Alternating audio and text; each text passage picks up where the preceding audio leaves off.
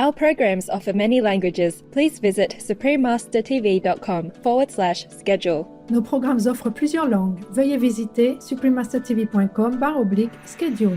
Nuestros programas ofrecen varios idiomas. Visiten suprememastertv.com/schedule. Műsoraink sok nyelvet tartalmaznak. Kérjük, tekintse meg itt suprememastertv.com/schedule. Like Guanyin Bodhisattva, Avalokitesvara, she reincarnates time after time, life after life, But sometimes she was a wife, she's a normal wife, and sometimes she is somebody else. Please keep watching to find out more. Supreme Master Ching Hai's lectures are not a complete meditation instruction. Please do not try alone. For free of charge guidance, please visit godsdirectcontact.org or contact any of our centers near you.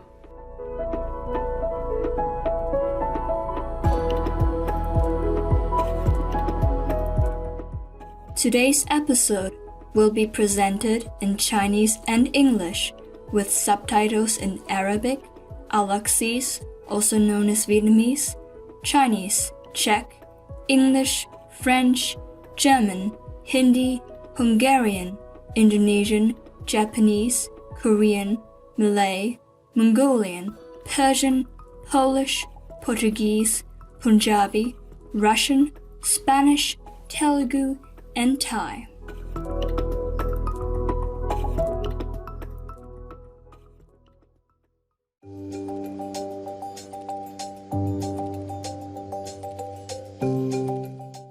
Kvachnik Hetherthuthaf means "How are you?" in Icelandic. Friendly embraces, good-hearted viewers. My name is Kristin. The kind people of inspiring Iceland cherish your loving hearts.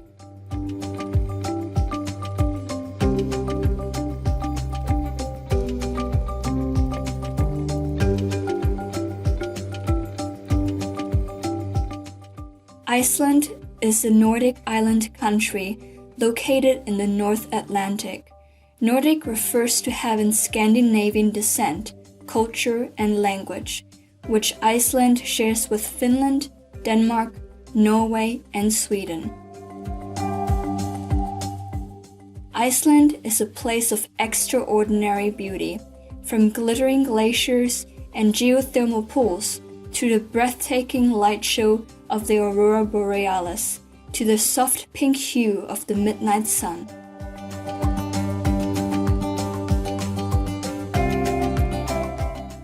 Although Iceland has a small population with only 340,397 inhabitants, they have a few famous faces that you may recognize, most notably Vigdis Finnbogadóttir, the first nationally elected female president in the world, and Jóhanna Sigurðardóttir, the prime minister who resolved the country's economic crisis in 2008 and also passed social reforms for women and LGBTQ people during her term.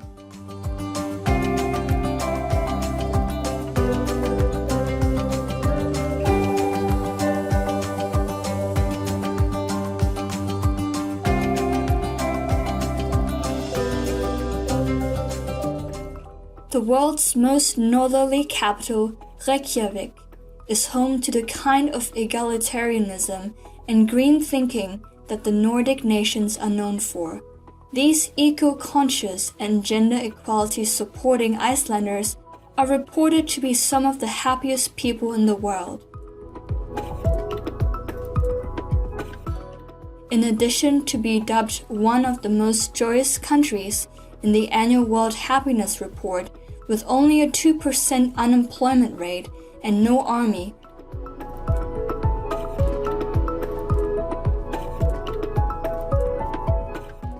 in addition, they are pioneers in the geothermal energy for space heating and use of hydropower, making use of their abundantly flowing water.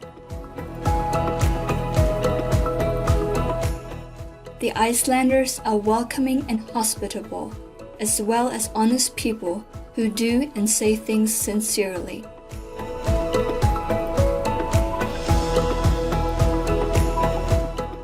It is a privilege to share a glimpse of extraordinary Iceland with you, exuberant viewers. We pray that heaven showers you with everlasting grace.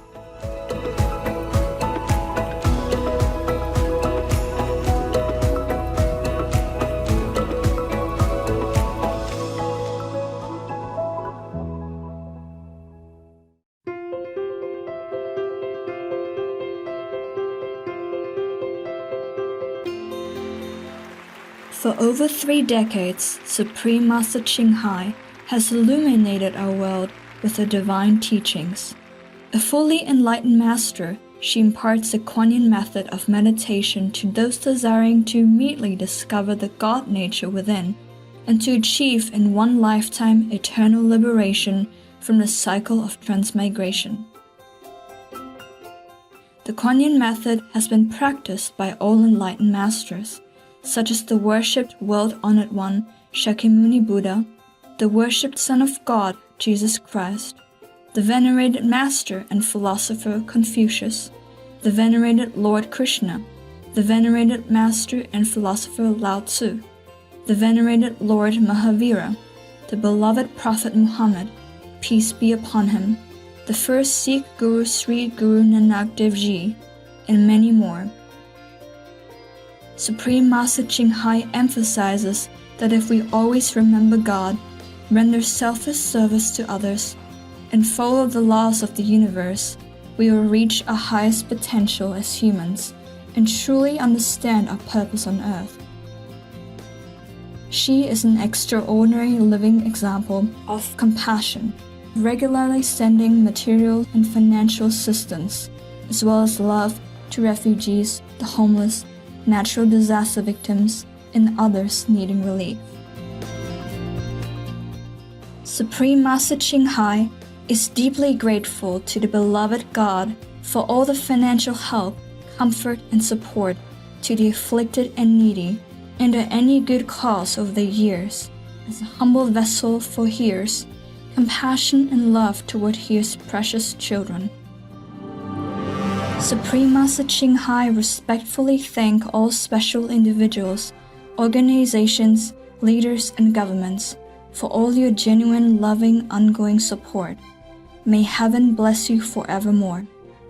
We, the Supreme Master Ching Hai International Association members, are also sincerely grateful for your expressive kindness, wishing you the best. Supreme Master Ching Hai receives love and recognition from various organizations, media, governments, and individuals, as well as many awards from them, such as the 2006 Gusi Peace Prize, considered the Nobel Peace Prize of the East, the World Spiritual Leadership Award in 1994, the Mahavir Award in 2008, February 22nd and October 25th, both proclaimed as the Supreme Master Ching Hai Day, an honorary citizen of the United States, etc., and has been honored throughout the years with numerous other awards and accolades for her outstanding philanthropic and humanitarian deeds.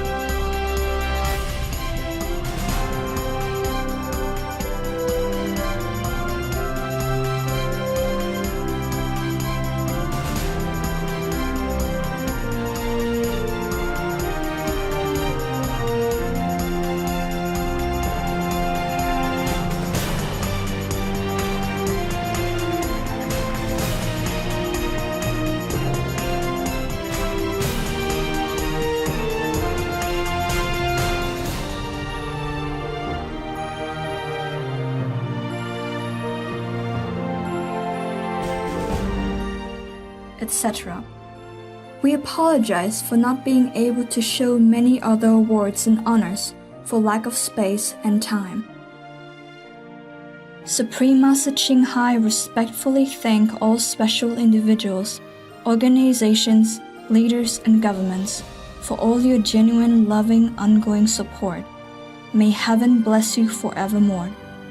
We, the Supreme Master Ching Hai International Association members, are also sincerely grateful for your expressive kindness, wishing you the best.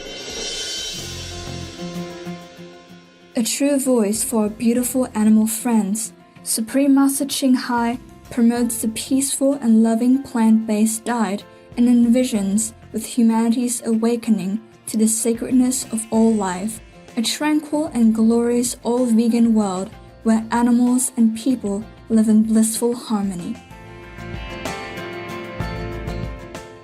Her initiatives to spread the vegan trend are diverse and have included alternative living flyer distribution, the international vegan restaurants Loving Hut, vegan food product companies, vegan fur products, Supreme Master Television, as well as regularly speaking to influential government and media leaders, and participating in televised conferences on climate change, etc. Whether we're aware of it or not, her efforts have had an enormous influence on global awareness of the animal-friendly lifestyle and how this benevolent way can bring lasting peace among nations while saving our planet from climate change and disasters. Over the years, Supreme Master Ching Hai has traveled worldwide from the Americas to Africa, from Europe to Oceania, and held hundreds of discourses with the public and her disciples on a variety of spiritual topics. Today, we are blessed to present one of these insightful lectures entitled The Life of Lord Mahavira.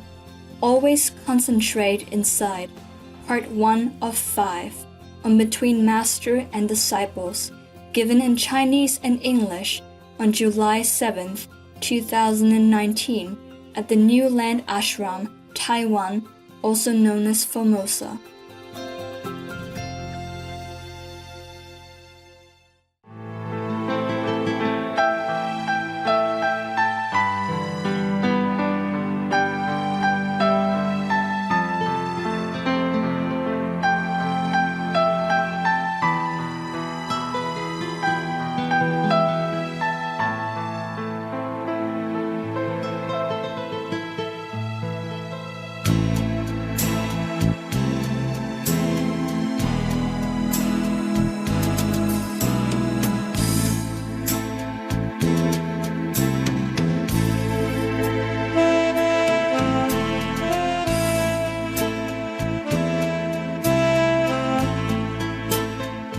修行不容易哈，还好吗？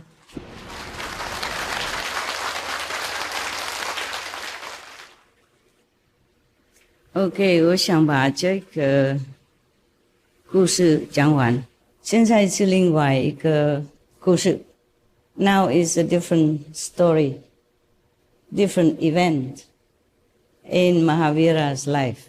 Okay, you want to hear or not? Yeah, of course. You have both translation English and Chinese and Korean and whatever, yeah? Yes. Wow, what lucky people. When I was in India, in the Himalaya, I had nothing. You just guess, you know? Just guess.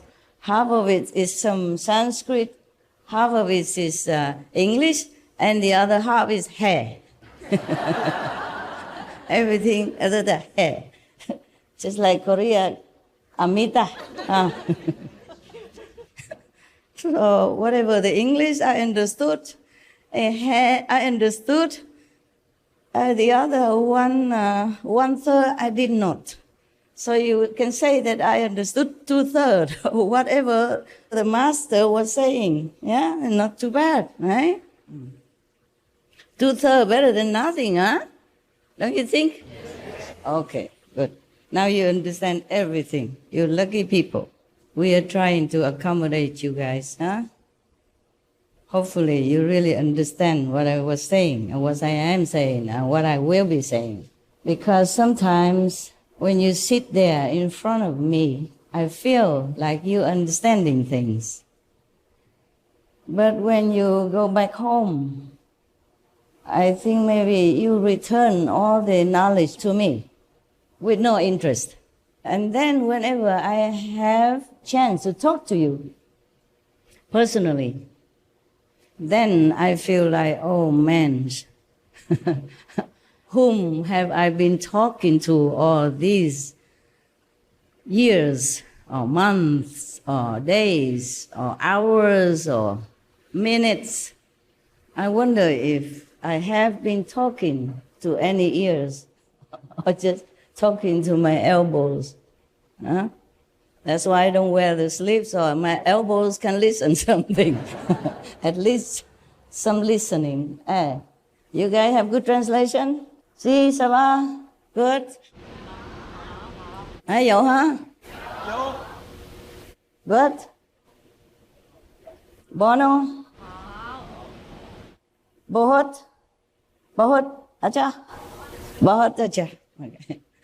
That's all I know. Don't ask anymore. Any more Indian language. I told you I understood only 2/3. Right, sister? Only hair and English. Yeah, and the rest is whatever the local language that the master was speaking. Okay, let's read the story of Master Mahavira. Yeah? Everything that he has to endure. These are only, I guess, only the main things. You know, either the main events in his ascetic time or just something that happened with the gods from heaven. It's not all his life, of course. The whole life of the master, whoever, the master maybe, cannot be written in just one book or 2 books or 100 books even, because there are many things, even the physical happenings, you cannot always write it down because sometimes the master did not say it, or sometimes there was no witness to recount, or sometimes they thought it's not important, or sometimes it has been told but it's been lost. Yeah, because there was no person there who was capable of recording what the master said or what's the story content and what has been told. The Buddha was lucky, yeah? The Buddha has Ananda, you know, and he's always next to him. So he recorded everything, and he has a super recording capability. Some people do have that. Yeah, some people have that good memory ability. Some don't have. When we were younger, we have a better memory. When I was younger, I remember everything immediately. I even remember the whole book, or at least most of the poetry book that was very famous in Vietnam called the Kiều, okay? And also other book of poetry, yeah, the whole story poetry book. I remember them. My father used to be very proud. Whenever some VIP come to my house, he call me in and tell me to recite the whole thing. And when I became older, our memory became less sharp. Then I don't remember all of these things that I used to remember, and I don't remember quickly what I have just read, like when I was younger. So these stories I am reading to you are not all of his life, okay? Bear in mind that the life of any master is never to be completed in one book or any book. Doesn't matter how many, okay? These are, I think they just pick out the main event or whatever event that has been passing down, okay? Now, this is another story about quashing of the flames. Before we had story of embodiment of love, the affliction by a demon, and the cruelty of the cowherd, the removal of poverty, the great renunciation ceremony, okay? And this is another one called quashing of the flames. Once live in Sravasti, Shraman Vardaman was going to Halikduk village. On the way, he saw a large banyan tree. Banyan tree, yeah. Similar to Bodhi tree. They have very big trunk. And is that right, sister? Yeah, and have many roots hanging down from the branches. And these roots will become trunks later. And then they will take hold of the soil and make themselves more solid with big trunk again. So the tree became bigger, bigger, bigger, bigger all the time. And nothing can remove these kind of trees because they had too many legs. The Bodhi tree is a similar thing. The reason why many ancient practitioners, they sat under this kind of tree, it's like Buddha sat under Bodhi tree because they are large, they are huge, huge, and their shadow and their leaves are dense. And even if you don't have enough clothing, it would shield you from the rain and the wind and the sun because it's so huge and the shadow spreading all around, maybe, you don't know, could be even many hundreds of meters large, the shadows.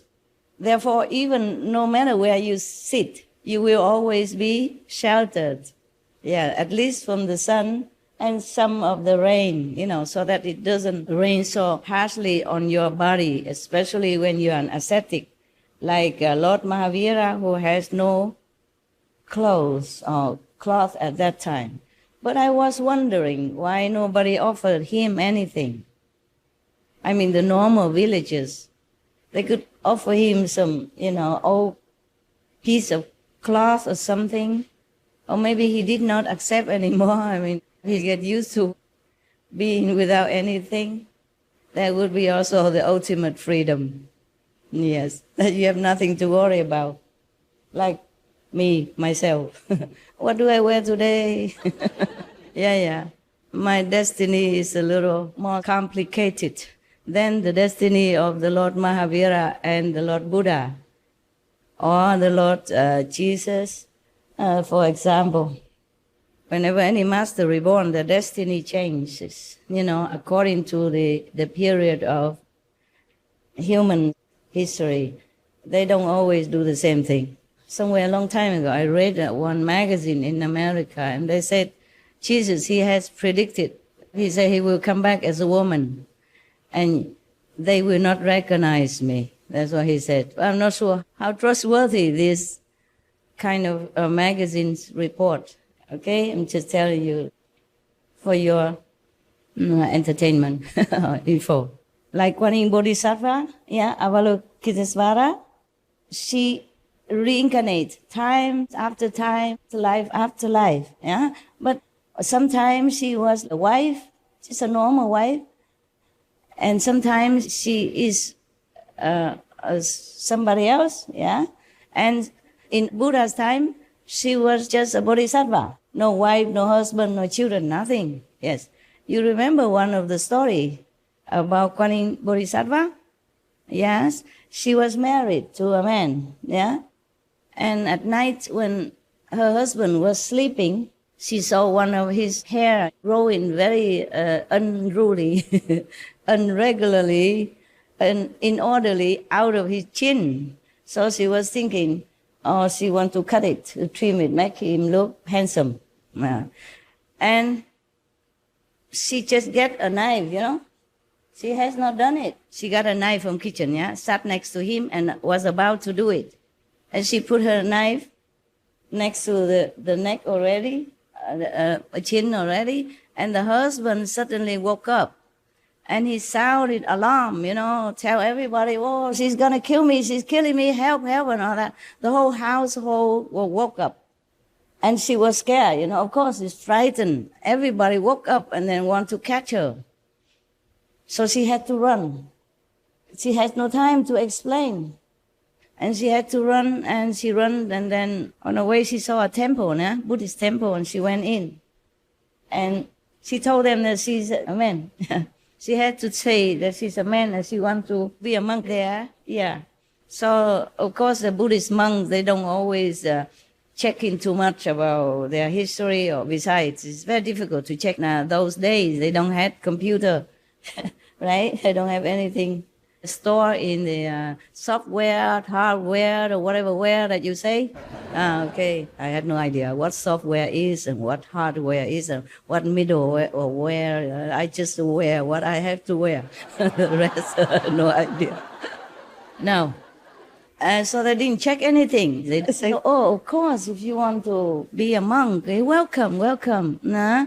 Because in Buddhist tradition, if anybody wants to be a monk, you have to let him. And if you stop them to be a monk, then you have very bad karma, according to the sutras. And if you let somebody be a monk willingly or help him, her to become a monk, and then your merit is very, very big, huge, immense, Remember those Buddha scriptures I read to you? Okay. So, of course, they welcome. And the temple always need one or two more hands, to help with cleaning up, repairing, as well as, all kind of odds and ends stuff, Yeah. So she became a monk and stayed there peacefully, safely, for a while, until one of the Buddhist followers, a beautiful woman, came along. She liked him. Her, or him, yes. She liked the form of that new monk. Oh, because she's beautiful. Kuan Yin Bodhisattva, as a lay person at that time, was beautiful already. That's why she was married into a rich family, good husband. And even if she shaved her hair, she still looked stunning. She has beautiful, handsome. Oh, this woman fell head over heel in love with this monk, nun, whatever. Monk, okay? So-called monk. She kept trying so hard to get him. But of course, this monk is no monkey business, So of course he refused her outright all the time, anytime, and she felt very hurt. This person, this woman, this lady, girl, she was actually a daughter of some very influential family, so she won't take no for an answer, Anyway, all of her affection is very unrepaid, and she will feel very, very, very frustrated and angry. And then somehow she managed to have an affair with a servant boy in the house. And then she became pregnant. And then in those times, if you're pregnant without being wedded, then you are a criminal. They beat you up. They dig a hole in the ground and put your stomach there, and you lay down with the stomach in the hole so that it won't hurt the baby, and then they beat you up until you confess who the father is. She confessed that the new monk in the temple, the handsome nun, is her lover.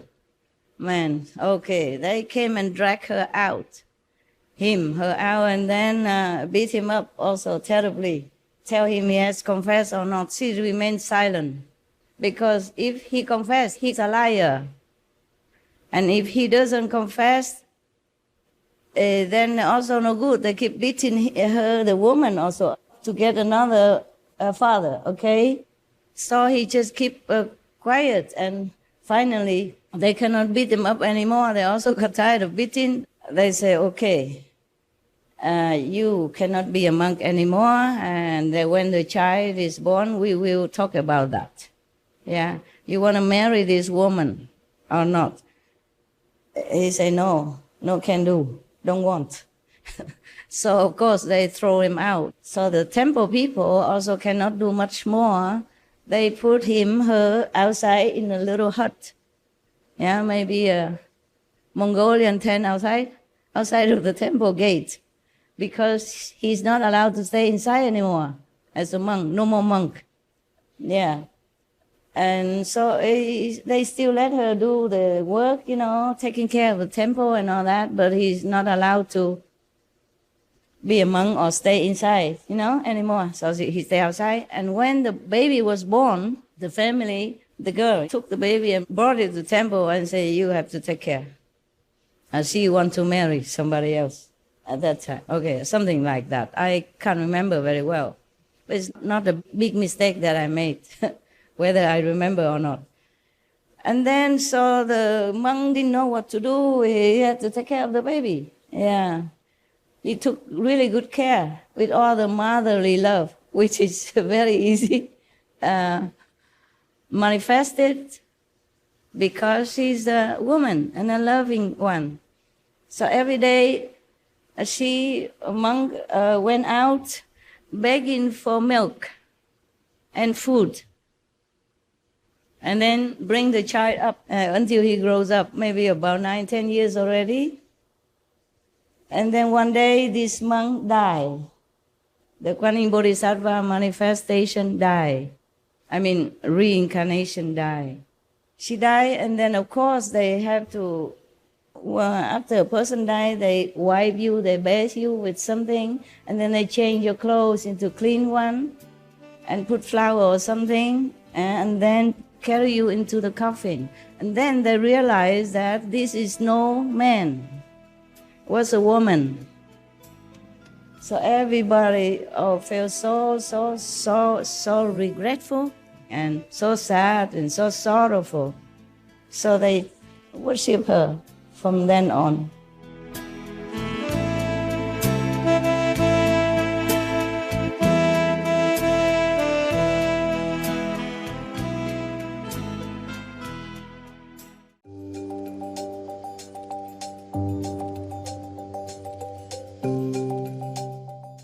Charismatic viewers, we appreciate your company for today's episode entitled The Life of Lord Mahavira, Always Concentrate Inside, Part 1 of 5, on Between Master and Disciples. Please stay tuned to Supreme Master Television for more positive programming. May your noble soul attract goodness and beauty wherever you go. Our programs offer many languages. Please visit suprememastertv.com/schedule and suprememastertv.com/BMD.